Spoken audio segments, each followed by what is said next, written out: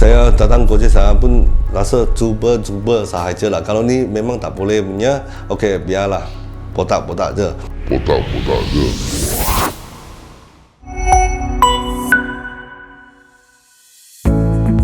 Saya datang Glojas sebab I punya rambut memang banyak teluk. Dulu saya ada try luar punya klinik lah, like buat treatment ke, lagi laser, lagi tattoo ke. Sudah banyak tahun lah, umur 30 lebih start buat ini treatment, berapa tahun pun tak nampak progress, ini lagi result juga.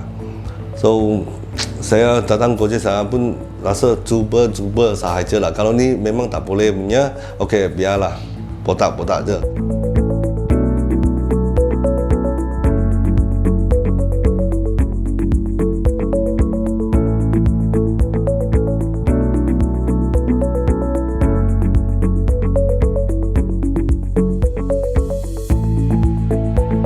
Tahun Mac memang nampak hope lagi.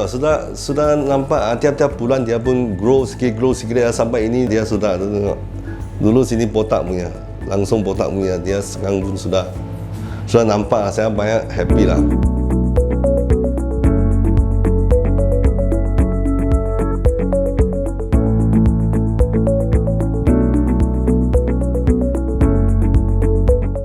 Memang thank you lah Glojas, thank you lah.